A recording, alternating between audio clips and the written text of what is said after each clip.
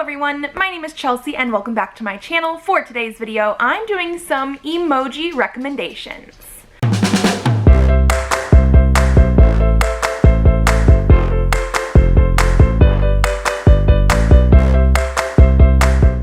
So I originally had a different video planned for today, however, not everything arrived in the mail in time. I have since gotten it figured out, but I had already put a request out on both Twitter and Instagram for people to send me emojis so that I can recommend books to you. I have seen multiple different people do this. I have no idea where it started. I will try and figure that out and leave that down below for you, but it just sounded like something that was fun, quick, and easy that I could do. So I did get quite a few responses, and I'm very excited to jump in and show you my book recommendations based on only emojis. So we're gonna start with Twitter just because I only got like 3 responses there compared to on Instagram. And the first person that responded was Z. And these are the emojis that she picked. We have a dragon, a crystal wall, and a broom. I am basically taking this to mean a sort of like fantasy with dragons and magic. And I don't think I have read very many books that actually fit these criteria. The only one I could really think of was The Hobbit by J.R.R. Tolkien, because we have Smaug the dragon, there is magic in this world, and we don't have witches, but that's what the broom made me think of. We have wizards, and I figured this works. However, I also feel like this is a book that a lot of people know about. You do not need a recommendation for this. So I'm very glad we actually started with this one first, that these were the first emojis that I received, because I did decide to do, because of this prompt, 2 recommendations per emojis. One that I have read, and one that I have not, but definitely want to read. And so my other recommendation for this, even though I have not read the book, but it is one that I want to read and I'm pretty sure fits all of the categories, is The Dragon Warrior by Catastrophe. This is a middle grade fantasy about a girl who ends up, I guess, seeing a demon or something like that during the Chinese New Year festival or parade, and she has to create a dragon army, I'm pretty sure, in order to defeat the demon. So, in my opinion, we have dragons, and we're gonna have magic. I don't know much else, but it is something that I desperately want to read, and I felt like you guys needed to maybe read it as well. The next emojis that we got are from Christina at Northwest Reader, and she gave me a ghost and a zombie. This is very on brand for Christina, but a little bit hard because I don't think a lot of the books that I read have both ghosts and zombies. They seem to be mutually exclusive in my experience, but I do have some books. The one that I have read that I wanted to recommend is Anna Dressed in Blood by Kendara Blake. This is a YA horror, paranormal type of story, but it does not pull any punches. Like, if you're looking for horror, this is definitely horror. Our main character is sort of like a ghost hunter. He is a teenager because it is a YA, but he's following in his father's footsteps, I believe, and is trying to hunt ghosts. And there is one ghost called Anna who is like terrible to deal with. Like, if you step onto her house, onto her property, she will kill you, basically. But she ends up sparing him, and so there's a whole like, why did that happen? But there are very, very gruesome moments in here, very bloody and gory moments, and even though there's not zombies, there is a different type of entity that I feel like could fit that. I will also say this does have death of a pet in there, doing to paranormal stuff. So just be aware of that, because that is something that is usually a hard no-go for me. But it does happen in this book. I really did like this because of the fact that it does have all of those horror, gruesome moments. Like I said, it does not pull any punches. And then the other one I wanted to recommend, I'm cheating a little bit because it does not come out until January 25th. So I have not read it, even though I do have an arc. I'm planning on reading this closer to January. And I know because it doesn't come out until January, it's gonna take a little while for people to wait and get a copy. But I felt like the summary fit the ghost and zombie emojis perfectly, and it is going to be Dead Silence by S.A. Barnes. This is a sci-fi horror being published by Tor Nightfire, which is the new imprint of Tor that is like exclusively horror type of books. And I know Christina's not like the biggest sci-fi fan, however, this sounds amazing. And so this is going to be The Titanic meets The Shining, And it's a sci-fi horror novel in which a woman and her crew boards a decades-lost luxury cruiser and finds the wreckage of a nightmare that hasn't yet ended. So, ghost ship, salvage crew, unspeakable horrors. I mean, just ghost ship and unspeakable horrors right there to me is feeling like Ghosts and Zombies. Like, I don't know. It just sounds like that's the vibe we're gonna get. And yeah, from what I can tell, they find a luxury space liner that had vanished more than 20 years ago. They're a salvage team, so they're gonna try and go and get salvage to sell off. But then there's whispers in the dark, flickers of movement, and words scrawled in blood. Like, yes. And then the last one from Twitter is from Stevie, and she gave me a couple kissing and leaves. So this, in my opinion, is a very straightforward sort of like fall romance. That's the vibes I'm getting from these emojis. So the first one I had to pick, even though it's not exactly like a romance, is Cemetery Boys by Aiden Thomas. So this is definitely fall vibes. It takes place around the Day of the Dead, so like end of October, beginning of November. And while it's not like strictly a romance, it definitely has more of the paranormal fantasy elements to it. It's published by Swoon Reads, so like it is also romance. And basically this follows our main character of Yadriel, who is a trans teen, and he's trying to prove himself to his family. He wants to be taken in as a brujo, which is a male witch there, because in his family, brujas and brujos do two different types of jobs. And when one of his cousins goes missing, he decides that he wants to set out and find him. However, instead of finding his cousin, he finds the ghost of Julian, a boy from his school, and it all goes from there. This is one that I absolutely loved. Like I said, it does have romantic elements. It is very fall, but it is not 100% romance. One that should be, and I definitely want to read, is the Ex Hex by Erin Sterling. This is the same author as Rachel Hawkins, and this is an adult romance with witches, and this just came out I think in October, and so it's perfect for the spooky season. I have not read it yet, but it basically follows a woman who is a witch and back in the day cursed her ex for some reason. I think she leaves her hometown and then eventually has to come back, and he's also there, and there is a curse going on because she cursed him. I don't know anything else about it. This has been described by the author as hocus pocus with sexy scenes, and I definitely need to read this. Moving into the Instagram ones, the first one I received was from Daryan Reads, and it is basically just this weather, cloud and sun, and the very first thing that I thought of was The Nature of Witches by Rachel Griffin. This is a book that I read as an ARC earlier this year. I do not have a physical copy yet, however the physical copy is also gorgeous. It has like, bless you. It has like a really pretty Under the Dust Jacket, just like naked hardcover. And this is a book about a teenager who can control weather. But in her society, each person that is born a witch is really only able to do a certain season's weather, like spring witches, winter witches, that kind of stuff. However, she can do all of it. It does not work the way I thought it was going to with her being like all powerful. There is definitely some learning curves that she has to do at the beginning of the book, and so the actual character development of this book is freaking amazing. There is also some romance in here, and I just absolutely loved everything about this book. The way the weather magic worked, everything was just so well done. This is one that I definitely need a physical copy of for my shelves, especially because I know I'm going to want to reread it in the future. And then for ones that I have not finished, I have a trilogy here. And it is going to be the Sisters of the Craft by Laurie Handelin. So again, more witches. The last 3 books have been witches, but it's probably because I'm filming this in November and we just got out of October. But I actually have read the first book, In the Air Tonight, years ago. And I want to reread this before I continue with the series because I sort of forgot.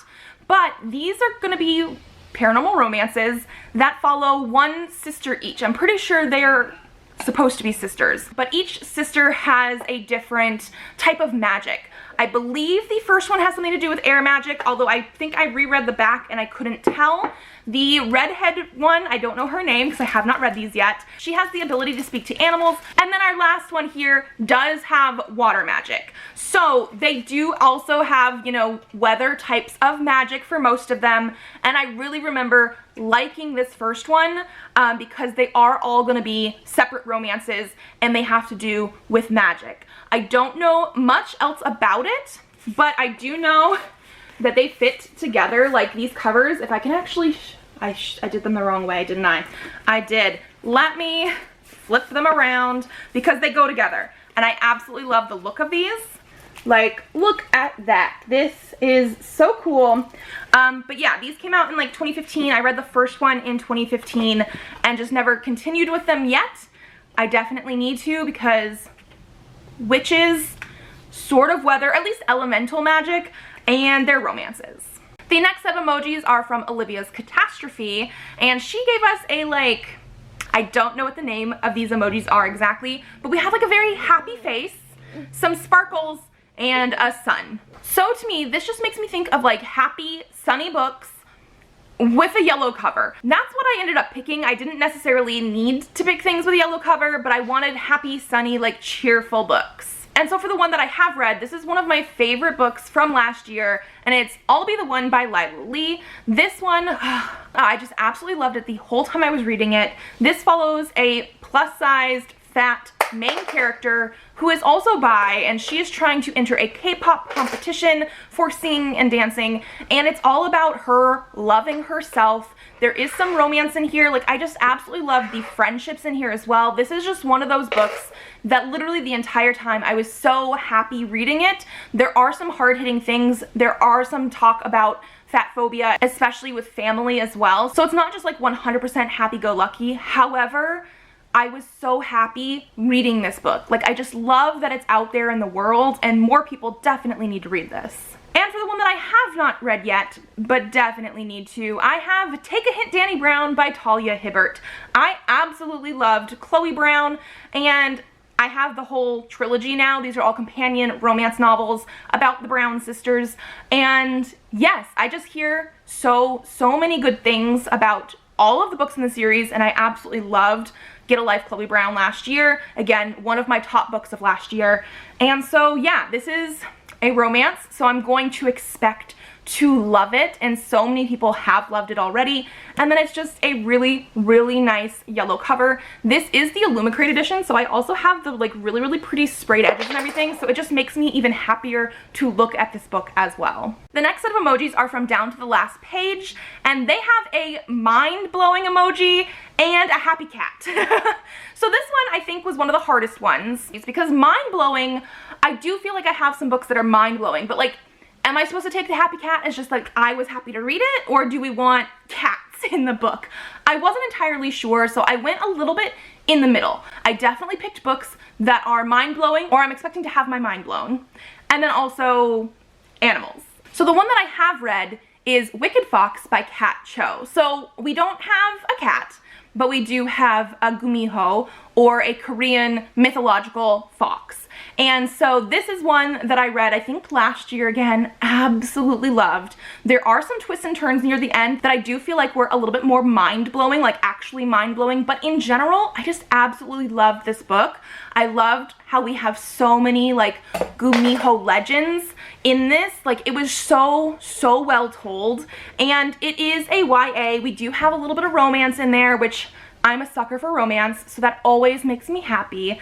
But ultimately, I think this is one that people need to read, and I love that we had that mythology in there. And like I said, it's not exactly a cat, but I do feel like fox stuff sort of works. And then for the one that I have not read yet, I went with Cute Mutants Volume 1, Mutant Pride by S.J. Whitby. So this is one that I have on ebook because it is a self-published type of book. But as you can see here, there is a cat on the cover. This is part of the reason I went for this. However, it has been getting amazing reviews. Everybody seems to love it. And it is just one of those ones that I feel like I'm going to absolutely love, potentially have my mind blown. And this is sort of like an X-Men type of superhero book. It says, "My name is Dylan Taylor, human incarnation of the burning dumpster gif, and this is my life. I always wanted to be an X-Man, except people and me never got along, and apparently you need social skills to run a successful team. Cue Emma Hall's party, one hot makeout session with the host herself, and I can talk to objects like my pillow, who's far too interested in my love life, and my baseball bat, who was a pacifist before I got a hold of him. Now there's a whole group of us with strange abilities, including super hot ice queen Dani Kim, who doesn't approve of how reckless I can be. The bigger problem is a mysterious mutant causing unnatural disasters, and we're the ones who have to stop him. Except trying to make a difference makes things blow up in my face, and the team's on the verge of falling apart. Can I bring them back together in time to stop the villain from taking revenge? Have I mentioned I'm not a people person? Magneto, help us. So first of all, the summary to me definitely gives me the voice of the main character of the book, and I'm already hooked. I definitely want to read this. It sounds like it's going to be super fun and super amazing. I also know this has a lot of different LGBTQ identities in here, and I am ready for it. Also, like I said before, cat on the cover, and I love the covers of these books. The next set of emojis are from Annie Likes to Read and Watch TV, and this is one that had, again, a sequence of emojis. So we have a like happy face, the heart eyes face, a more like anxious face, and a thumbs up. So to me, this definitely felt like a romance novel. It felt like the typical meet cute, fall in love, third act breakup, but everything's okay at the end. Like, that was what I took from this. So the one that I have read, and I read it recently and absolutely loved it, I thought it cured my reading slump, but it didn't, because it's the only book I read like completely in one day and absolutely loved, but it was Well Matched by Jen DeLuca. This is the third book in the Well Met series of companion novels that are all set at a Renaissance festival. I do feel like you should read the first two books to get to this third one. You don't have to. The only thing about this author's work, even though they're companion novels, you do see the previous book's couples in each subsequent book. So by book 3, we do see the couple from book 1 moving into more stuff in their lives, and same thing with book 2. So if you don't want to like be completely spoiled, although they're romance novels, you know who's going to get together by the end. But if you don't want to be like completely spoiled for, I guess, more things in their lives, read the first two books first. However, like I said, I thought this cured my reading slump. I was so slumpy in October. I've actually been super slumpy this month as well. And I read this book the 1st of November, all 300 and something pages of it. I finished it in one day. I absolutely loved it. This book follows Mitch and April, two of the characters that we have seen in previous books. And it is a sort of like fake dating trope. Only one bed. Like, there are so many tropes in here, but I absolutely loved it. I loved the characters. I love Jen DeLuca's writing style.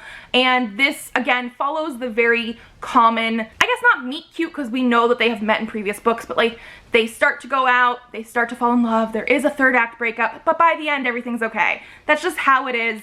I absolutely love this one. I read it as an ARC, so that's why I don't have a copy with me, but I need it. And then for the ones that I have not read before, and I say ones because again I'm saying a series, these are self-published indie books, but they are romance, and I definitely want to read them, and because they're romance, I'm going to assume they're going to follow the traditional romance format, and they are the Hush Note series. So these are by 3 different authors. I don't see this very often, but I'm very curious about it, and this is all rockstar romances. So the first book is Lies and Lullabies by Serena Bowen. Then we have Riffs and Refrains by Devney Perry. And lastly, we have Muses and Melodies by Rebecca Yarros. I believe the first and the third deal with guitarists. I don't know which guitar, bass guitar, anything like that. And the second one is the drummer, who is a girl, and so we have like guy, girl, guy in the band, and it's gonna be their romances. I do believe the first one deals with a woman who previously slept with the main character, got pregnant and like didn't tell him, so I believe there is a secret pregnancy, and so I know some people don't like that. I don't know about any of the other content of these ones, but I definitely need to read these. And yeah, if you have not picked them up, definitely try them out. I mean, these covers are the reason I picked them. Like, these are gorgeous. Okay, and then the next set of emojis are from Remembered Reads, and they gave me a horse and swords. So in my mind, the first thing that pops up is like high fantasy, epic fantasy, sword fights on horses, and I could have picked Lord of the Rings again, but I didn't. This was hard for me. I find that I usually prefer fantasy that is more urban fantasy, paranormal fantasy, things that aren't necessarily high fantasy, epic fantasy. Those are the ones I don't gravitate towards as much, but I did pick out a couple things. The one that I have read is Song of the Sparrow by Lisa Ann Sandell. This is a book that I have read so many times because it is one of my comfort reads. It is one of those things that I read to get out of a reading slump, and I have not read it yet, even though I am in a reading slump, so maybe I should. But this is a young adult sort of retelling of the King Arthur myths, based on Elaine, who is the Lady of Shalott, and this is told in verse. So even though it's like this thick, it is very, very quick to get through. Like, I can 100% read this in a day, and I've read it many, many, many times. But they do have swords and they do have horses, and it is technically fantasy-ish, although I don't think there's any like magic in this one. It's more a like just historical sort of one, but I absolutely love it. I love our main character. I love the friendships and relationships that they have in this. And like I said, it's a very quick read because it is told in verse. And for the one I have not read yet, I have The Unbroken by C.L. Clarke. So this is the Illumicrate edition. It has gorgeous red edges. But looking through all of the books that I currently own or want to read or have on my Kindle, all that kind of stuff, this is the one that popped out the most. She does have a sword in a sheath on her right here. I do believe she's some sort of soldier, so I don't know about horses necessarily, but that's the stuff that caught my eye at first. So it is an unmissable epic fantasy debut of uprising, espionage, and empire, and it says, trained as a soldier, stolen as a child, and raised to kill and die for the empire, she owes loyalty only to her fellow conscripts. But now she has been sent back to her homeland to stop a rebellion, and the ties of blood may be stronger than she thought. Luca needs a turncoat, someone who can sway the rebels towards peace, while Luca focuses on what really matters, winning back her throne. Through assassinations and massacres in bedrooms and war rooms, Terrain and Luca will haggle over the price of a nation, but some things aren't for sale. So yes, high epic fantasy. I do believe this is, I think, North African inspired. It is also going to be sapphic. So this is definitely something that, even though it's a genre that I don't normally read, I think I definitely want to. And then finally, the last person that responded is Sufficiently Advanced Lena. And the emojis that she gave me are a rocket ship, an alien, this emoji face that has like the sweat dripping down. I see this a lot in like animes and mangas, that kind of like facial expression, and also an explosion. So we are looking for some sort of epic sci-fi in space. The one that I picked that I have read before is Chilling Effect by Valerie Valdez. This is one that reminds me a lot of Mass Effect, which I don't think Lena has read this yet, but I know she loves Mass Effect, so Lena, read the book. But it does have aliens. It also feels a little bit Firefly-esque in the fact that our crew is sort of made up of a ragtag bunch, and they go around doing small jobs and trying to earn money that way. And it just so happens that our captain's sister gets kidnapped by a syndicate called the Fridge, and they then have to do jobs for the Fridge to get her sister out. And so this definitely has, like I said, a Mass Effect feel, a Firefly feel, a sort of episodic feel in the way that the missions are done, and I absolutely loved this one. Our main characters also basically own voices because our author is Cuban American and our captain is as well. I also just love the cover of this. We do also have psychic cats. They come more into play in the second book than the first book, but they are there, and I love that fact. So yes, this is definitely one that is like a really epic space type of book, and we do have aliens. And then for the one that I have not read yet, I actually don't know if there's aliens in here, but I figured I sort of had to pick this one because it's Velocity Weapon by Megan E. O'Keefe. Lena actually bought this for me last year, or for my birthday earlier this year, and I have not read it yet. I need to.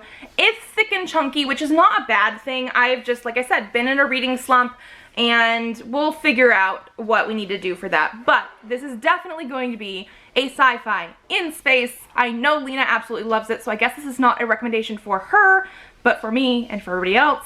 And this says, the last thing Sanda remembers is her gunship breaking up around her as her evac pod expanded, sealing her away for salvage medics to pick up. She expected to awaken in friendly hands, patched up and patched back into a new gunship. Instead, she wakes up 230 years later on an empty enemy starship, the Light of Borossus, or as he prefers to be called, Sparrow. The war is lost, the star system is dead. But is that the full story? After all, in the vastness of space, anything is possible. Yeah, I need to read this. I'm sorry I have not read it yet, Lena, but I need to read it. And that is everything. I know I probably did more work here than I needed to. I was hoping this video was going to be like a quick, short type of video because I did not get all the stuff in from the post office in time to do what I was originally planning to do. But I had a lot of fun, and like I said, some of the recommendations were a little bit harder to do with things that I have read before just because the emojis didn't lead me toward genres or tropes that I would normally pick up. So that's why I also wanted to do some that I had not read before, so we have a lot of variety here. I am curious what you would have put for some of these emoji recommendations. So like if I picked books that you had never even thought about for these combinations of emojis, let me know what you would have picked, because we know me, my TBR is ever growing. I will always take book recommendations. And that is it for today. I hope you guys liked this video. If you did, leave a thumbs up to let me know. Subscribe to this channel if you would like to see more videos. I do have videos up Tuesdays and Thursdays, so I will see you then. Bye!